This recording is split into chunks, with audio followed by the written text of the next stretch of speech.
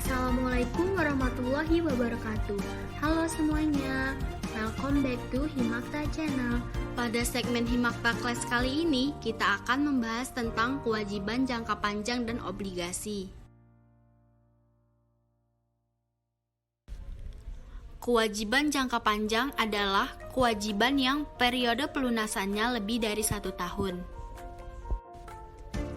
Jenis kewajiban jangka panjang yaitu wesel jangka panjang dan obligasi. Wesel jangka panjang dikeluarkan untuk memperoleh pinjaman uang dan konsepnya sama dengan wesel jangka pendek, hanya periode waktunya lebih dari 1 tahun. Contohnya seperti pada tanggal 31 Desember 2009, PT Lagi Sedih meminjam uang sebesar 120 juta rupiah yang dibayar dengan promes berbunga 10% dan akan dilunasi dengan 6 kali angsuran tahunan. Jurnal yang dibuat PT Lagi Sedih adalah tanggal 31 bulan 12 2009, kas sebesar 120 juta rupiah masuk dalam debit dan utang wesel sejumlah 120 juta rupiah masuk di dalam kredit. Sedangkan penentuan besarnya angsuran dapat dilakukan dengan 2 cara, yaitu jumlah angsuran tidak sama besar, angsuran satu dengan angsuran yang lain tidak sama besar, angsuran terdiri dari angsuran bunga dan angsuran pokok pinjaman.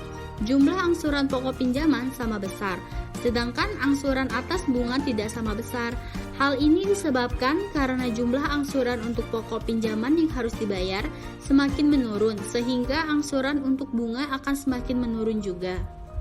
Contohnya yaitu, berdasarkan kasus di atas, PT Lagi Sedih harus mengangsur pinjamannya setiap tanggal 31 Desember, sehingga perhitungan untuk jumlah angsuran pokok pinjaman dan angsuran bunga adalah sebagai berikut. Perhitungannya, tahun pertama angsuran pokok pinjaman sebesar 120 juta rupiah dibagi dengan 6 sama dengan 20 juta rupiah, angsuran bunga sebesar 10% dikali 120 juta rupiah sama dengan 12 juta rupiah. Besarnya angsuran tahun pertama sebesar 32 juta rupiah, jurnalnya pada tanggal 31 bulan 12 2010, utang wesel sebesar 20 juta rupiah masuk di dalam debit, biaya bunga sebesar 12 juta rupiah masuk di dalam debit, dan untuk kas sejumlah 32 juta rupiah masuk di dalam kredit. Tahun kedua, angsuran pokok pinjaman sebesar 120 juta rupiah dibagi dengan 6 sama dengan 20 juta rupiah, angsuran bunga 10% dikali 100 juta rupiah sama dengan 10 juta rupiah. Besarnya angsuran tahun pertama sebesar 30 juta rupiah. Jurnalnya tanggal 31 bulan 12 tahun 2011, utang wesel sebesar 20 juta rupiah dimasukkan di dalam debit, biaya bunga 10 juta rupiah dimasukkan di dalam debit, dan untuk kas sebesar 30 juta rupiah dimasukkan di dalam kredit. Jadi besarnya jumlah angsuran dari periode pertama dan seterusnya tidak sama besar. Jumlah angsuran sama besar. Dalam cara ini, walaupun jumlah setiap angsuran sama besarnya, tapi komposisi angsuran pokok pinjaman dan jumlah bunga yang dibayar berubah-ubah. Contohnya, berdasarkan kasus di atas, maka faktor diskontonya bunga 10% periode 6 tahun adalah 4,3553. Jumlah tiap angsuran sebesar 120 juta rupiah dibagi dengan 4,3553, hasilnya sama dengan 27.552.637 rupiah. Jurnal untuk mencatat pembayaran angsuran wesel untuk tahun pertama adalah sebagai berikut. Pada tanggal 31 Desember 2010, utang wesel sebesar 15.552.637 rupiah dimasukkan di dalam debit. Biaya bunga sebesar 12 juta rupiah dimasukkan di dalam debit. Kas sebesar 27.552.637 rupiah dimasukkan di dalam kredit. Obligasi merupakan bukti bahwa yang menerbitkan obligasi tersebut mempunyai hutang kepada pemegang obligasi atau pembeli obligasi. Obligasi juga disertai surat janji tertulis untuk membayar bunga dan pokok pinjaman, atau sering disebut nilai nominal atau nilai pari. Nilai nominal atau nilai pari dan tingkat bunga obligasi dicantumkan pada surat obligasi. Bunga obligasi per tahun dihitung dengan mengkalikan persentase bunga terhadap nilai nominal atau nilai pari. Jenis-jenis obligasi. Yang pertama yaitu obligasi seri, yang kedua obligasi sinking fund, yang ketiga obligasi atas nama dan obligasi atas unjuk. Dan untuk yang terakhir yaitu obligasi dengan jaminan dan obligasi tanpa jaminan. Akuntansi untuk penerbitan obligasi. Yang pertama yaitu A. Nilai nominal, yaitu nilai yang tercantum atau tercetak pada surat obligasi. Nilai tersebut menunjukkan jumlah rupiah yang akan dilunasi pada tanggal jatuh tempo obligasi tersebut. Yang B. Tanggal jatuh adalah tanggal obligasi yang bersangkutan akan dilunasi. Yang C.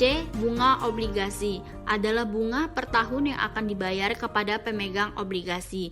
Dan untuk yang terakhir yaitu tanggal bunga adalah tanggal pembayaran bunga obligasi. Pada umumnya bunga obligasi dibayar secara setengah tahun atau setiap 6 bulan sekali. Contohnya, PT Lagi Sedih menerbitkan obligasi senilai 120 juta rupiah dengan bunga 10% jangka waktu 12 tahun tertanggal 1 Januari 2009 dengan pembayaran bunga setiap tanggal 1 Juli dan 1 Januari. Jurnal yang dibuat oleh PT Lagi Sedih adalah tanggal 1 Januari 2009, kas senilai 120 juta rupiah dimasukkan di dalam debit. Utang obligasi senilai 120 juta rupiah dimasukkan di dalam kredit. Jurnal untuk mencatat penjualan obligasi bunga 10% 12 tahun. Tanggal 1 Juli 2009, perusahaan membayar bunga untuk periode 6 bulan pertama yaitu sebesar bunga obligasi 120 juta rupiah dikali dengan 10% dikali 6/12 sama dengan 6 juta rupiah. Jurnalnya tanggal 1 bulan 7 2009, biaya bunga sebesar 6 juta rupiah dimasukkan di dalam debit. Kas sebesar 6 juta rupiah dimasukkan di dalam kredit. Jurnal untuk mencatat pembayaran bunga untuk 6 bulan.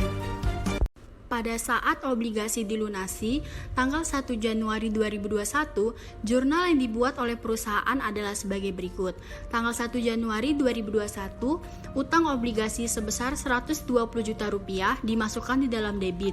Kas senilai 120 juta rupiah dimasukkan di dalam kredit. Jurnal untuk mencatat pelunasan obligasi pada tanggal jatuh tempo. Obligasi dijual di antara dua tanggal bunga.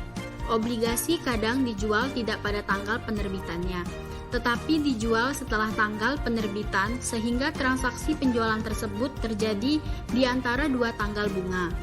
Masalah yang timbul berkaitan dengan bunga sejak tanggal pembayaran terakhir sampai saat terjadi transaksi penjualan yang sering disebut bunga berjalan.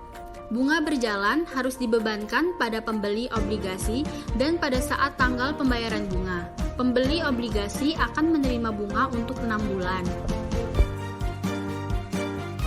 Contohnya, perusahaan menjual obligasi pada tanggal 1 Maret seharga nilai nominal 120 juta rupiah, bunga 10% dengan tanggal bunga 1 Januari dan 1 Juli. Perhitungan beban bunga 2 bulan atau kewajiban pembeli sama dengan 120 juta rupiah dikali dengan 10% dikali 2/12, hasilnya 2 juta rupiah. Beban bunga 6 bulan, kewajiban perusahaan sama dengan 120 juta rupiah dikali dengan 10% dikali 6/12, hasilnya 6 juta rupiah. Jurnal yang dibuat untuk mencatat transaksi tersebut pada tanggal 1 Maret, kas senilai 122 juta rupiah dimasukkan di dalam debit. Utang bunga senilai 2 juta rupiah dimasukkan di dalam kredit. Utang obligasi senilai 120 juta rupiah dimasukkan di dalam kredit. Pada tanggal 1 bulan Juli, utang bunga sebesar 2 juta rupiah dimasukkan di dalam debit. Biaya bunga sebesar 4 juta rupiah dimasukkan di dalam debit. Dan untuk kas senilai 6 juta rupiah dimasukkan di dalam kredit. Nah, jadi gimana teman-teman? Apakah bisa dipahami?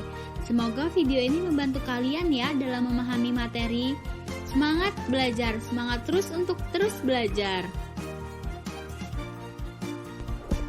Sekian dulu video pembelajaran high class kali ini. Jangan lupa like, comment, share, dan subscribe untuk tahu video-video kita selanjutnya. Terima kasih, sampai jumpa di video selanjutnya.